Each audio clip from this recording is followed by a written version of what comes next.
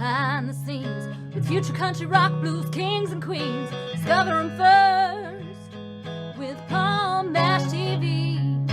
Palm Bash TV.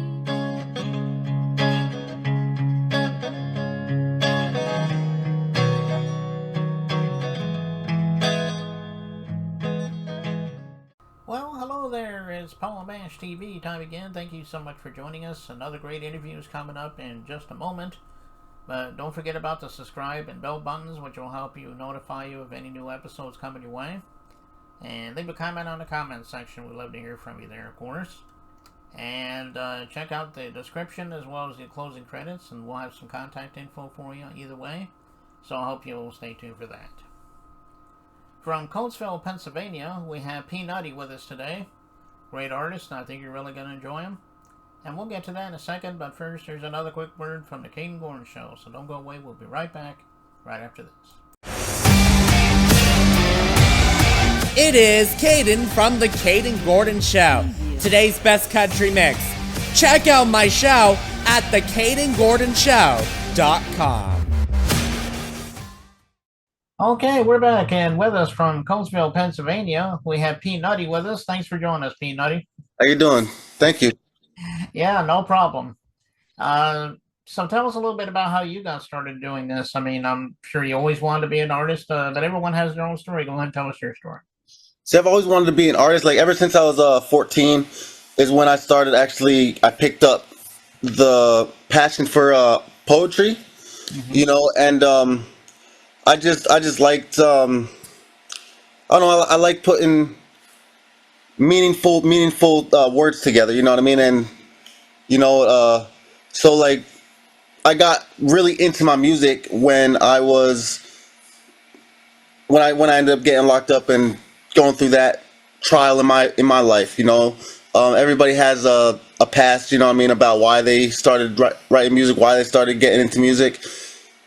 And sometimes it's the hardships that gets you deeper into the music, you know what I mean? Mm-hmm. So like when I got locked up is when I got more deep into it, you know, and that's pretty much how I started. You know, I just wanted to have my words and my life be heard, you know what I mean?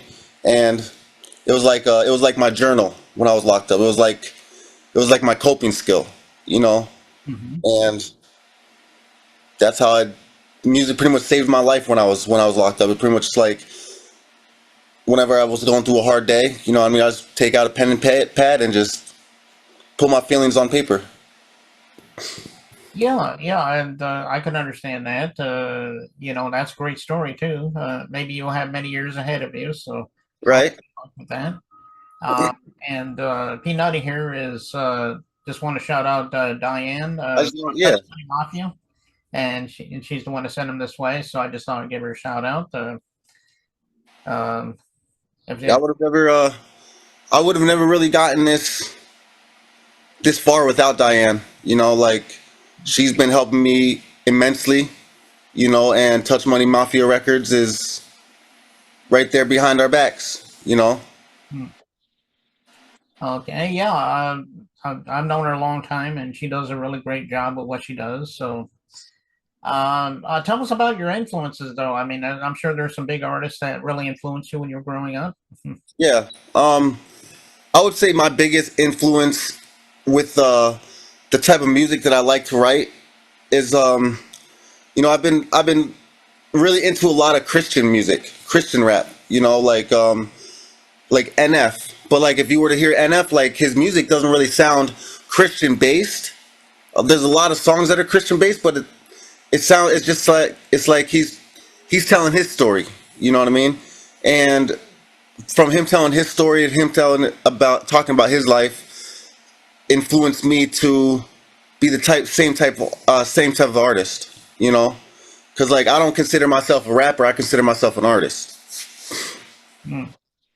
Yeah, well, that's pretty good, I guess. You know, are there any other bigger artists that also influence you? Or are they also rap artists, or? Yeah, you got Flame. Flame, he's also a Christian rapper. You got I like Dax, but like I would say anybody that pretty much has something to say, anybody that has something to say in their music that people could be like, damn, I can relate, you know? Okay, well, that's good. Why don't you tell us where we can find out more about you? I mean, I'm sure you're on streaming and social. I know you probably don't have a website yet, but if you do, you can mention it as well. No, I don't have a website yet, but a lot of my music can be heard from my IG. Um, a lot of my music could be, you can find my music on my Facebook page. I have some of my music on YouTube. And after the podcast, I could put all my IG, Instagram, Facebook, and YouTube in the comments, Okay. so people will be able to find me and listen to some more of my music. Okay, well, go look for that in the comments and check them out everywhere. I know you'll, you won't be disappointed.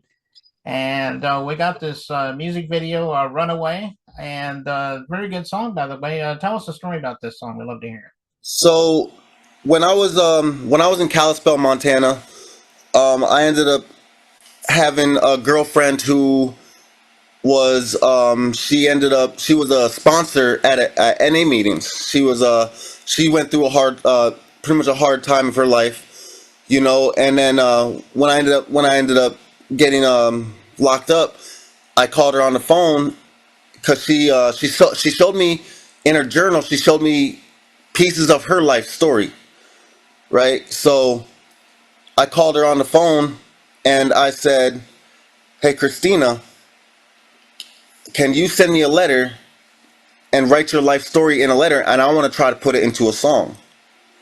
So she did that, and that "Runaway" song is her life story.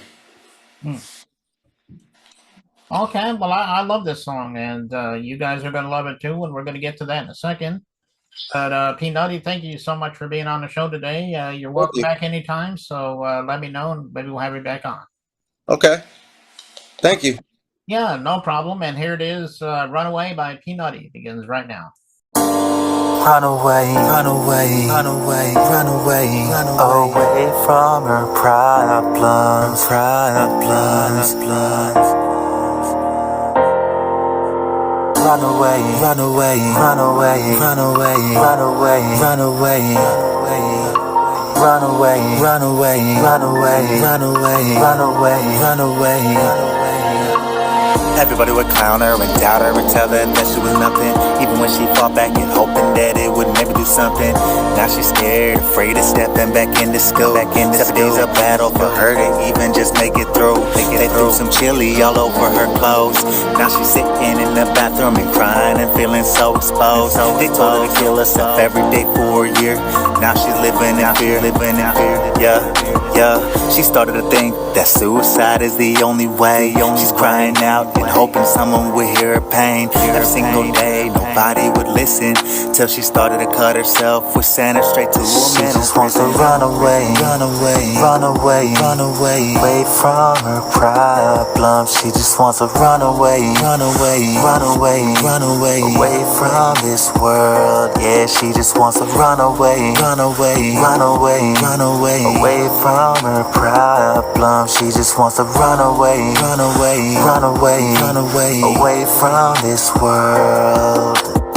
She was only 18, she never thought this would happen. Giving someone a ride and that person just started spazzing. Taking her innocence and just turning her to a victim. Thought that he might be drunk, but nah, it was something different. The look he had in his eyes, his pupils were dilated. Hit her a couple times and stripped until he was naked. Struggle up in a truck in a place that was desolated. She's trying to run away, but he took her straight to the pavement.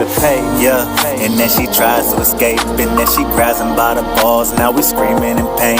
Then she makes it to the truck and then she climbs up inside. Now all she could really do is just sit there and cry. She just wants to run away, run away, run away, run away, away from her problems. She just wants to run away, run away, run away, run away, away from this world.